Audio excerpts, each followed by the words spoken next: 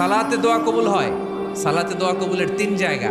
একটা হচ্ছে তাকবীরে তাহরিমার পরে আমরা সানা পড়ি না, আমরা তো একটা পড়ি, আল্লাহর হাবিব সুন্নাহ এবং নফল নামাজে আরো পড়তেন সানা, ওই দোয়া কবুল হয়। দুই নম্বর জায়গা সালাতে সেজদায় পড়ে দোয়া করলে কবুল হয়। আকরাবু মা ইয়াকুনুল আবদু মির রাব্বিহি ওয়া হুয়া সাজিদ ফাকসিরু ফীহি দুআ। বান্দা যখন সেজদায় লুটিয়ে পড়ে বান্দা আল্লাহর সবচেয়ে কাছে চলে যায়।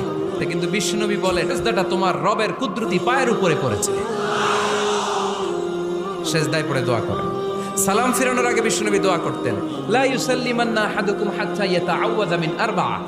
আল্লাহর হাবিব বললেন, চার জিনিস থেকে পানাহ না আছে আমার কোন উম্মত যেন সালাম না ফিরায়। তারা যেন পড়ে আল্লাহুম্মা ইন্নী আউযু বিকা মিন আযাবিল কবর, আউযু বিকা মিন আযাবি জাহান্নাম, আউযু বিকা মিন ফিতনাতিল মাহইয়া ওয়াল মামাত, আউযু বিকা মিন ফিতনাতিল মাসিহিদ দাজ্জাল।